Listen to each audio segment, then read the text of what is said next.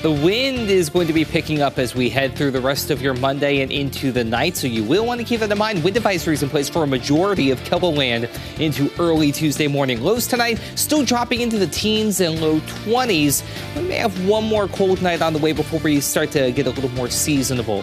The trek up, does not start tomorrow. If anything, we take a step backward into the 30s, and it'll be breezy at first, but not as windy by the evening. We'll talk about the rest of your Halloween outlook and the rest of your 7-day forecast as well coming up.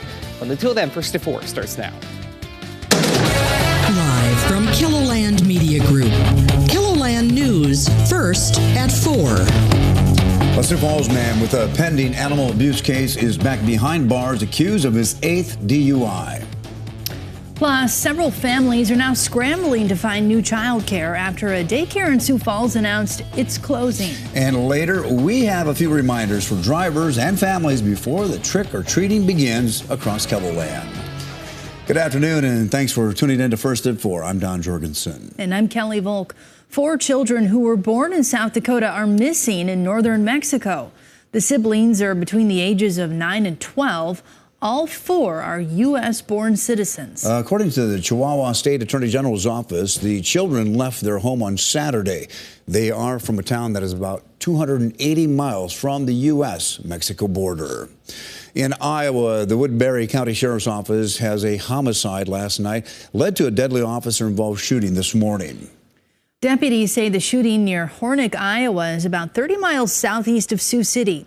When authorities arrived, they found a man dead. Law enforcement say they spoke with the suspect, 44-year-old Waltel Sersberger, who allegedly made threats against officers. Investigators say that a negotiator tried to convince Sersberger to surrender peacefully, but he reportedly fired multiple shots at the tactical teams.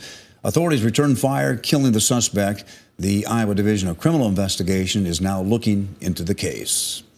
A former North Dakota lawmaker has been accused of traveling to Prague with the intent to rape a minor. The incident accuses former Republican State Senator Ray Holmberg of traveling to the Czech Republic from about June of 2011 to November of 2016 with intent to rape a person under the age of 18. The 79-year-old is also charged with receiving images of child sexual abuse. Holmberg served over 45 years in the North Dakota Senate until his resignation last year. The Associated Press reviewed his travel records from 2013 until he resigned. He was reimbursed $126,000 for nearly 70 out-of-state trips to dozens of U.S. cities, China, Canada, Puerto Rico, and several European countries. Well, 3 people are behind bars in connection with a store burglary and vehicle thefts. 35-year-old Joseph Patterson, 19-year-old Haley Still, and 33-year-old Christoph Skora face charges of burglary and grand theft. The Pennington County Sheriff's Office says that the 3 stole items from Turtletown in Hill City.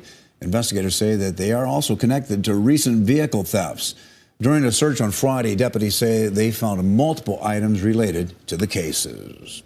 All right, let's get a check of our weather. We survived the weekend, a little bit of snow, a little dusting. And now the wind is here. It's a little cold out, Adam. Wind advisory, is that right, Adam? Mm-hmm. Wind advisory in place for a majority of KELOLAND beginning this evening and going through the night into the early morning hours of Tuesday. So don't be surprised if you hear the wind howling a little bit as we get ready to go into Halloween.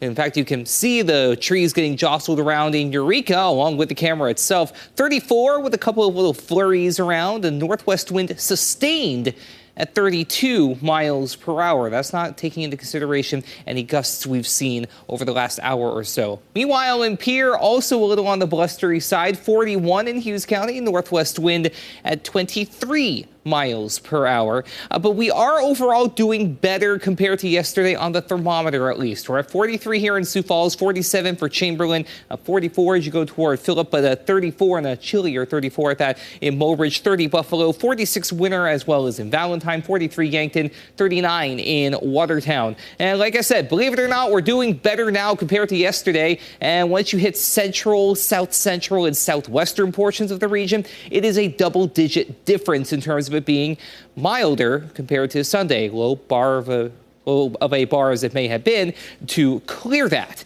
So there's the wind advisory. Unless you're in southwestern South Dakota going as far south and east as Jackson and Bennett counties, you're in a wind advisory into the night going into your early morning hours of Tuesday, with gusts reaching and exceeding 50 miles per hour at times with the passage of that cold front. That is going to set the stage for a chilly Halloween. Highs only in the low to mid 30s tomorrow. Breezy at first, but then calming down as we head through the afternoon. But still, it is going to be chilly all the same for trick-or-treaters. In northeastern KELOLAND, more of the same, low 30s, a bit of a breeze out of the west over the course of the afternoon. And even out west, many locations in the 30s, but the outlier will be closer to the southwestern corner of the state, where we may be able to get into the low to mid 40s. We do get some improvement, though, after Halloween and as we go into the month of November. We'll talk about that as we head through the hour. Thanks, Adam. Former President Donald Trump campaigned in Iowa this weekend. And after walking up to the podium, he talked about his success in Sioux Falls, but it was actually in Sioux City. The audience members could be heard correcting him. Well, thank you very much, and a very big hello to a place where we've done very well, Sioux Falls. Thank you very much, Sioux Falls. Thank you also to this incredible state. It's been very good. Trump filled his time on stage talking about a number of topics, such as his opponent, Ron DeSantis, as well as farming, the economy, and the war in Israel. Israel is under attack, and now we have terrorist sympathizers chanting their jihad slogans on our streets, all over our streets. With your vote, we will defend our country. We will defend our Judeo-Christian values, and we will defend Western civilization. The third presidential debate is set for next week in Miami. So far, Trump has not participated in any of the debates and is unlikely to take part in the next one. An effort to kick former President Trump off the ballot is in court in Colorado today, with a similar case in Minnesota happening later this week. The cases argue that under the Constitution's insurrection clause, Trump should be barred from running for the presidency again. KELOLAND, Washington, D.C. correspondent Hannah Brandt has more details. In a Colorado courtroom, a legal team lobbed serious accusations at former President Trump. Trump engaged in insurrection and therefore cannot appear on the ballot. Their lawsuit argues Trump should be barred from becoming president under the Constitution's insurrection clause, pointing to his alleged attempt to overturn the 2020 election and incite the January 6th Capitol riot. This is not a crazy legal theory. Law professor Paul Schiff-Berman isn't involved in the lawsuit, but says the 14th Amendment is straightforward and prohibits those who engage in insurrection from holding higher office. Somebody who foments an actual insurrection to block the democratic transition of power should not be able to then run the government that he previously tried to overthrow. But the lawyers defending the former president say he did not engage in insurrection and call this election interference. It's the people who get to decide.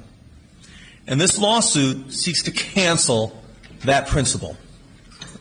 This lawsuit is anti-democratic. There's a similar lawsuit set to go in front of the Minnesota Supreme Court on Thursday. And both of these efforts, if successful, would set an extraordinary precedent and might open up new litigation in future political races. No matter what the rulings are, there are likely to be appeals, and these cases could go all the way to the Supreme Court. In Washington, I'm Hannah Brandt.